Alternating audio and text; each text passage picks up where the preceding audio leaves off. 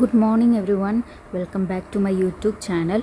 So, we are moving on to the next chapter, that is chapter 13, A Shelter So High. A Traveler's Tale. I am Gaurav Jani, and this is Loner, my partner, my motorcycle. But Loner is never lonely. We are together all the time. I and my motorcycle wait for a chance to get away from the busy, crowded, and noisy city of Mumbai. We like to travel to different parts of this wonderful country. Let me tell you about our amazing journey on the highest roads in India. Getting ready. This journey took about 2 months. I had to carry everything on my motorcycle. I had to plan and collect all the things I needed. I packed a small tent, sleeping bag, plastic sheet, warm clothes, and food that would remain fresh for some days. I also took my camera and extra cans for petrol. Loner and I left Mumbai, passing through small villages and towns of Maharashtra, Gujarat, Rajasthan to reach Delhi. It took me 3 days to cover 1400 kilometers from Mumbai to Delhi. I was hoping to see something new and different in Delhi, but Delhi looked just like Mumbai. I am tired of looking at the same kind of houses made of cement, bricks, glass, and steel. I was looking forward to my journey ahead. I was excited that I would be able to see wooden houses, houses with sloping roof, and those covered with snow. I had seen pictures of such houses in many books. I packed more things in Delhi and continued. In 2 days, we were in Manali.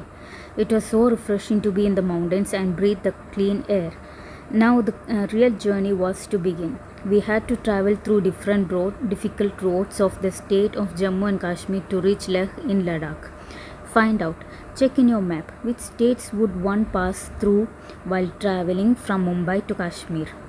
Gaurav Jani passed through several states while going from Mumbai to Delhi. Find the capital cities of these states. Was there any other big town on his way?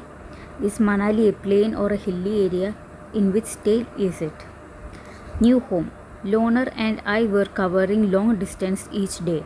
All I needed was food and a tent to protect myself from the cold night air. My nylon tent was so small that I could just about fit in it to sleep. Loner stood guard outside the tent. The breeze and the sound of the birds woke me up to see the sunrise. Tell, have you ever stayed in a tent? What was it like? Imagine that you were to stay alone in a small tent for 2 days and could take with you only 10 things. Make a list of those 10 things. What are the different types of houses that you have seen? Tell your friends about it. Make drawings too. Cold desert. At last, Loner and I reached Leh. For the first time, I saw such an area, high, dry, and flat, called a cold desert. Ladakh gets very high, very little rainfall. Here, there are high snow-capped mountains and a cold, flat ground. In Leh, I found myself in a quiet street with beautiful white houses. As I rode slowly, I found that I was being followed by a group of children. They called out Julie, Julie, meaning welcome, welcome. They were all amazed to see my Loner. Everyone wanted me to come to their home. At home with Tashi. Tashi dragged me to his home. It was a building with 2 floors. The house was made of stones which were kept one over the other. The walls were coated with a thick layer of mud and lime. The house looked like a shed from inside with a lot of hay stored there. We took the wooden steps and reached the first floor. This is where we stay, explained Tashi. The ground floor is for our animals and for storing necessary things. Sometimes when it gets too cold, we also move downstairs.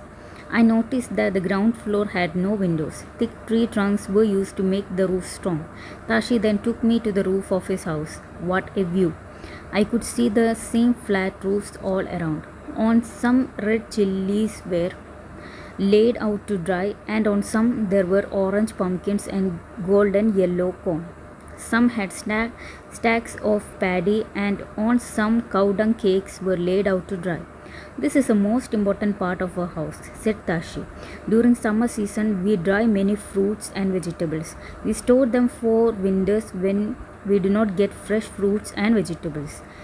As I stood there with Tashi, I could see how every part of the house was built specially to suit the needs of his people. I could understand how the thick walls, a wooden floor, and a wooden ceiling protected them from the cold. Right. During winters, Tashi and his family live on the ground floor. Why would they be doing so? What is the roof of your house like? What all is the roof used for? People living on the top of the world. Now was the time to climb higher. Loner had a tough time zigzagging along narrow rocky mountain roads. At many places there were no roads at all. I was moving towards the rocky plains of Changtang. This place is at a height of almost 5000 meters. It is so high that it is difficult to breathe normally. I had a headache and felt weak. Then I slowly got used to breathing in such air. For many days we kept wandering in this area with not a single human being in sight. No petrol pumps, no mechanics, only clear blue sky and many beautiful lakes around. Many days and nights passed. Loner and I kept moving ahead. Suddenly one morning I saw before me flat grassy land. Many sheep and goats were grazing there. Far in the distance I saw some tents. I wondered who lived there and what they were doing in this far out place. Find out. At what height is the place where you live? Why did Gaurajani say this place is so high that it is difficult to breathe normally? Have you ever been to a hilly place? Where? At what height was it? Did you have any difficulty in breathing there?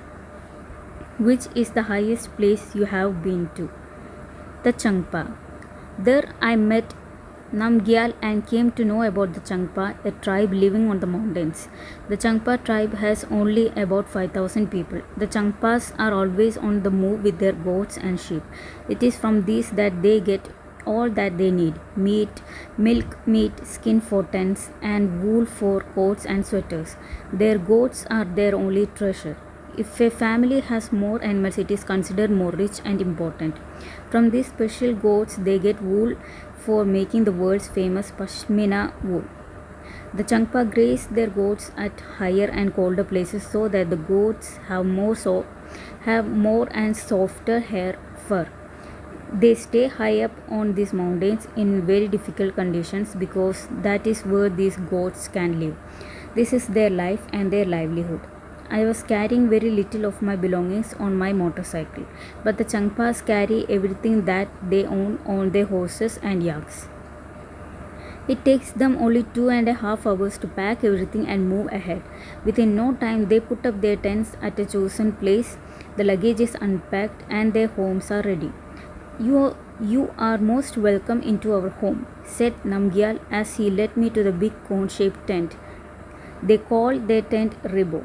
Yak hair is woven to make strips which are stitched together. These are strong and warm and protect them from the icy strong winds. I saw that the strips were tightly tied with 9 sticks. The ground is dug about 2 feet deep. The tent is then put up around this on the higher part of the ground. The world famous pashmina.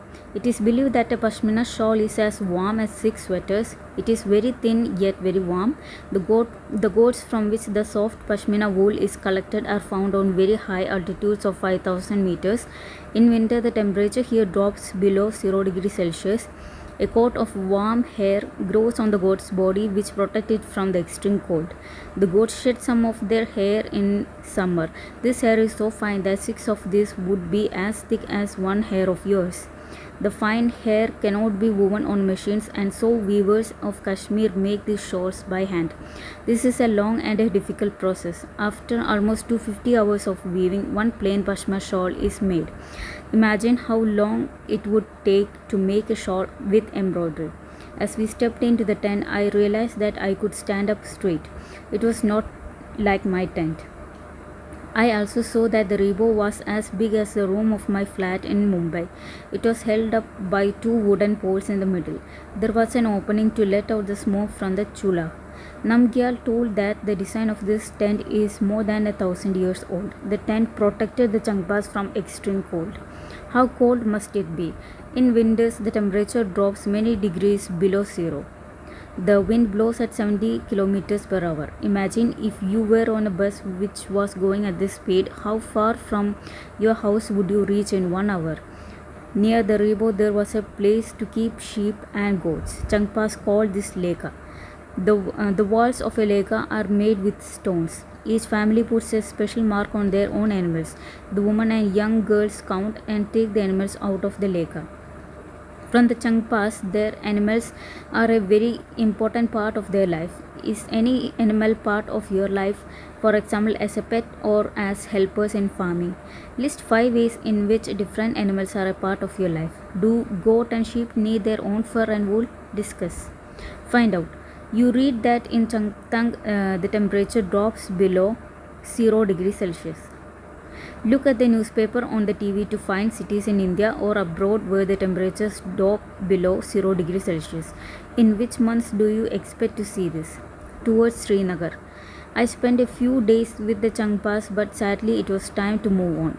My return journey would take me away from this special part of the world towards town which looked like a totally different world. This time I took a different route from Leh.